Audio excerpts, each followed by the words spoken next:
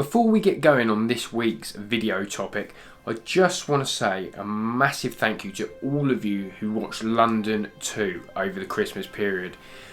The views have been incredible and my YouTube channel has never seen growth like that, so thank you all so much, and I really do appreciate it, especially the people who have subscribed to the channel. It means a lot. This bit of content is going to reflect actually on my style of angling and how I keep myself busy with my captures.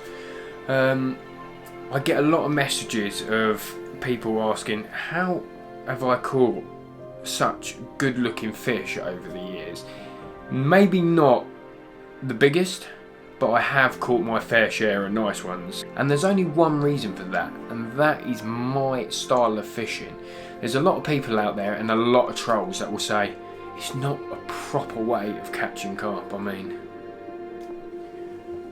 yeah, but it's not though, is it? What do you mean? You didn't have 3 rods on the spot at 150 yards out with 12-pound mono straight through with a 2-man double top extreme with tea bags higher than the pyramids and quite honestly, ball them out. So does that mean I've got to go through every fish in the lake before I catch the one that I'm after? I don't think that's for me, thank you, but cheers for your opinion. So now we got rid of that nice man, let's get to it. What I can say is, with my style of fishing is quite different to a lot of other people. I'm quite energetic, I'm quite fit, so I'm always on the move.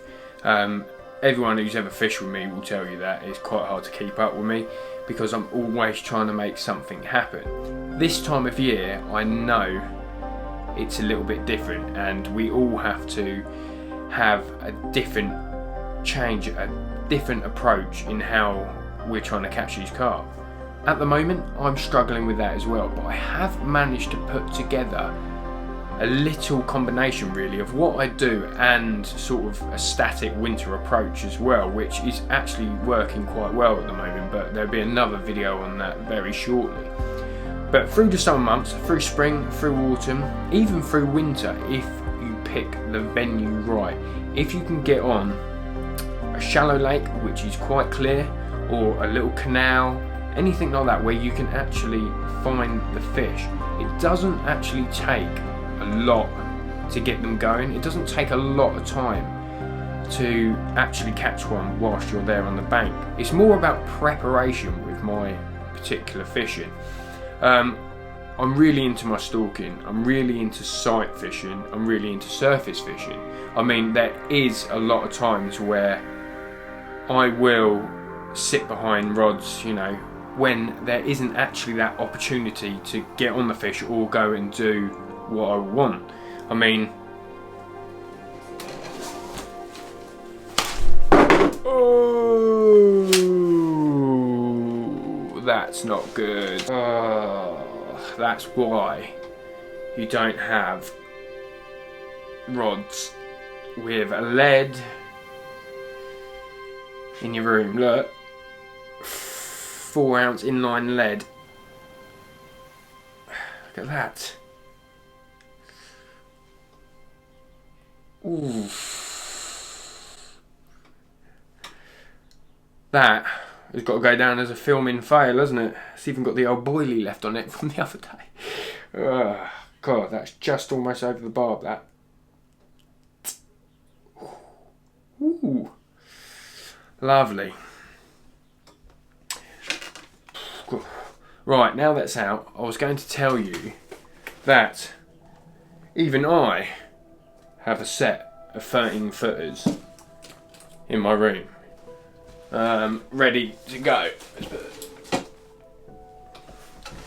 So what I'm going to share with you now is how I catch one particular fish, or the nicest looking out of the bunch. And you guys might be able to apply this to your own fishing to help you catch that one that you're after a little bit quicker. You know, like all places, even if you're fishing day tickets, there are opportunities where the fish are going to be in the edge. It doesn't matter what lake you're on, what river, at some point through that year, they will be in the edge and you will be able to see them. As long as the water is half reasonably clear and it's not, you know, like 15 foot deep, then at some point you're going to be able to see them. So, if the venue isn't that busy, or you've got a syndicate or a private lake, you know, you're on a club ticket, try and get a spot going. That is what I try to do to cut down my time fishing for that one particular fish. Bait a spot, use a lot of particle, boilie, anything that you want to get those fish munching on that spot. And once you've got those fish feeding on that spot, you know, over a couple of weeks, over the months, you might not see them when you're down there. You just, you know, it doesn't happen like that all the time, does it? But there will be that one opportunity where you will turn up and there will be fish feeding hard on the spot. And sometimes, you know, it won't be the fish that you're after, but you have to keep doing it, keep going over and over again until that one is there. But this is how I select the ones that I want to catch. You know, I get them grubbing on the bait that I put out. You know, like I said, particle or boilie, whatever I'm on at that time, I will sit there and I will watch them mop it up. And more likely in this situation, if I can see what's happening, I will be getting my 6-foot sawn-offs and just free lining a bait onto the spot. And this, for me, is a really exciting way of fishing, because you're watching those fish engulf that hook bait that you've just dropped, and sometimes it won't even get to the bottom before, you know, they've taken it. But this is where it comes into its own. If there's a particular fish that's coming towards it, you can just pull it away and it doesn't spook them, because obviously you're not dragging a big 5-ounce lead off the spot, or, you know, a big clumsy hook link. It literally is just your mono with a hook straight through. And like I said, some people aren't into this style of fishing, but it's so exciting, you know, when you're watching it right under your feet and the one that you want has taken it. It's all about connecting with it after that, isn't it? And, you know, and getting it in.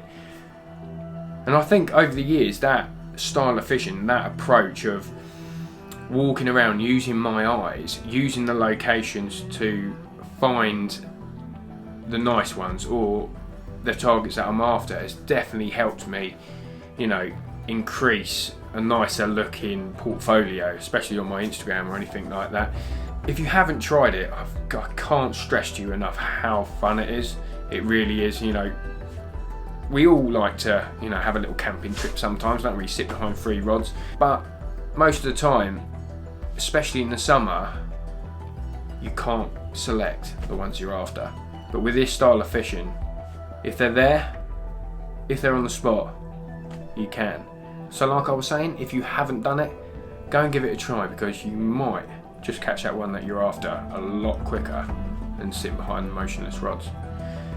If you like this video, guys, please hit the thumbs up and please subscribe to the channel. And there'll be more content coming very shortly, because I'm stuck indoors again, aren't I?